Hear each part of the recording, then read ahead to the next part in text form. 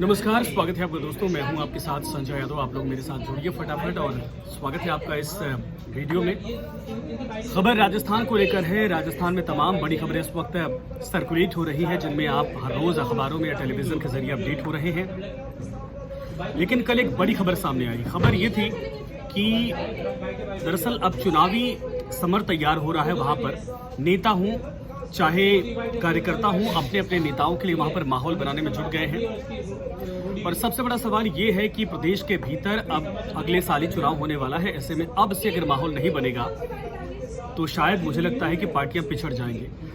Congress party पूरे चुनावी तैयारी में है, लेकिन आपस में मतभेद है। और बीजेपी के भीतर भी वही है, लेकिन अपने अपने गुट के हिसाब से, धड़ों के हिसाब से मजबूती ढूंढने की कोशिश की जा रही। कार्यकर्ताओं को एक्टिवेट किया जा रहा है। यही कारण है कि अब दौरे शुरू हो चुके हैं, चाहे वो किसानों के खेतों तक हो, चाहे जो धार्मिक यात्राएं हैं, मंदिरों तक पहुंचने की जो आपने पिछले दिनों खबरें देखी थी। इसके अलावा कांग्रेस की तरफ से भी सचिन पायलट ने जब कोटा पहुंचे तो उसके बाद वसुंधरा राजे के गढ़ पहुंचे थे, उनके जिले। उस दौरान भी जो भीड़ थी ये भी उसी में जोड़कर देखा जा रहा है। लेकिन एक और पार्टी जो इस वक्त तैयारियां कर रही है और वो है राष्ट्रीय लोकतांत्रिक पार्टी, यानी कि हनुमान बेनीवाल साहब की पार्टी। और ये पार्टी वैसे तो इसकी पहले पहचान सिर्फ और सिर्फ एक दो जिलों की थी, लेकिन अब ये बढ़कर पूरे पश्चिमी राजस्थान में फैल चुकी है। और इस बार इस पार्टी ने ये चुनौती दी है कांग्रेस बीजेपी को कि 200 सीटों पर, यानी सभी विधानसभा सीटों पर वो अपने प्रत्याशी उतारेगी। और नुकसान किसको होगा ये तय करिएगा। हालांकि आरएलपी के जितने वोटर हैं वो बीजेपी के, या जितने भी पहले समर्थक थे वो बीजेपी के खेमे के थे। लेकिन दोनों पार्टियों को इस बात का आकलन करना पड़ेगा, क्योंकि राजस्थान के भीतर जातिवार तरीके से भी खूब वोट डाले जाते हैं और जातिवार तरीके से वहां पर जो विधानसभाएं हैं वहां पर प्रत्याशी उतारे जाते हैं पार्टियों की तरफ से। जाट समुदाय, जिसको जाट लैंड कहा जाता है, वो इस बार किसके साथ है? हर बार या तो कांग्रेस या बीजेपी के साथ ज्यादा था, वहां सरकार बन जाती थी। पूर्वी राजस्थान के बारे तो बात करें तो यहाँ पर गुर्जर समुदाय यहाँ पर बड़ा महत्वपूर्ण रोल निभाता है।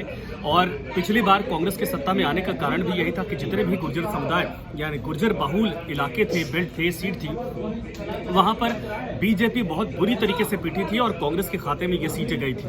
लेकिन क्या इस बार ये सीटें कांग्रेस और बीजेपी से इतर, यानी पूर्वी राजस्थान और पश्चिमी राजस्थान जिसने फतेह किया वो सरकार बना लेगा?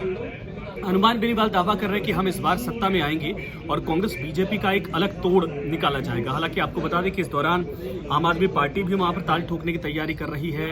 असदुद्दीन ओवैसी की पार्टी भी ताल ठोकने की तैयारी कर रही है। कितने सफल हो पाते हैं, लेकिन हनुमान बेनीवाल ने अब से दावा यह कर दिया है, ताल ठोक दी है कि इस बार कुछ भी हो जाए 200 विधानसभा सीटों पर अपने प्रत्याशी उतारेंगे और डंके की चोट पर चुनाव लड़ेंगे। चाहे बीजेपी हो चाहे कांग्रेस हो, अभी से तैयार हो जाए, क्योंकि राजस्थान के भीतर अब दो की ये मोनोपोली नहीं चलेगी। यानी कभी बीजेपी कभी कांग्रेस, कभी बीजेपी कभी कांग्रेस। इस बार कड़ी चुनौती, कड़ा मुकाबला और बड़ी एक तरह से टक्कर होने जा रही है। ट्रायंगल मुकाबला होगा। अब ये ट्रायंगल कितना होता है, आने वाले वक्त में एक दो रैलियों की तैयारी की जा रही है। हनुमान बेनीवाल की तरफ से खबर आई है कि जनवरी में एक बहुत बड़ी सभा करने जा रहे हैं और उसके जरिए बाकायदा अपनी ताकत दिखाने की राजस्थान के भीतर पार्टियों को कोशिश होगी और जनता के बीच में मैसेज पहुंचाने की कोशिश होगी। जब किसानों का आंदोलन था, बीजेपी कांग्रेस ने बाहर से जो भी किया, यानी बीजेपी के ऊपर आरोप लगे थे, जवाब देना मुश्किल हो रहा था। कांग्रेस ने भी बाहर से समर्थन किया था, लेकिन एक ऐसी पार्टी राजस्थान के भीतर थी जो एनडीए की सहयोगी थी, यानी प्रधानमंत्री नरेंद्र मोदी के साथ सत्ता में भागीदार भी थी। लेकिन जब किसान आंदोलन हुआ, उसमें से दो ही ऐसे चेहरे थे या दो पार्टियां, एक तो अकाली दल और दूसरा है शिरोमणि अकाली दल। दूसरे के बाद दूसरा अगर कोई पार्टी है तो वो राष्ट्रीय लोकतांत्रिक पार्टी थी, जो गठबंधन से अलग हो गई थी किसानों के साथ अन्याय की बात कहकर। उसके बाद आपने देखा था कि बाकायदा शाहजहांपुर में लगभग एक महीने के आसपास हनुमान बेनीवाल उस कैंप में बैठे थे, जहां पर जोगेंद्र यादव मौजूद थे, राजस्थान के तमाम बड़े किसान नेता मौजूद थे। लेकिन इन सब से इतर ये कितना सफल हो पाएगा उस दौरान अलग होना। और बड़ा सवाल है कि जहां पर बीजेपी कांग्रेस जिनका गढ़ माना जाता है, यानी जो बहुमत में आया और जो विपक्ष में गया, उसके पास भी 200 में से 80-70 सीटें आती हैं। वहां पर 20, 30, 40, 50, 60 सीटें निकालना या बहुमत की बातें करके अपने दम पर सत्ता में आने की बात कहना, क्या वाकई में ये एक बड़ा चुनौतीपूर्ण काम नहीं है? और अगर चुनौतीपूर्ण काम है तो उसको लेकर कितनी तैयारी है?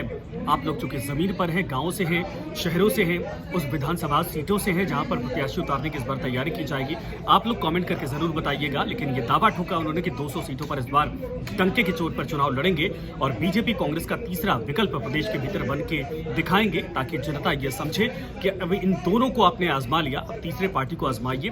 विकास का एक इनाम होगा, यानी विकास करके राजस्थान में वो दिखाएंगे। धन्यवाद, आप सभी अपना ख्याल रखिए और चैनल को सब्सक्राइब करिए, वीडियो को शेयर करिए और मेरे साथ जुड़िए राजस्थान के तमाम बड़ी अपडेट के लिए। धन्यवाद।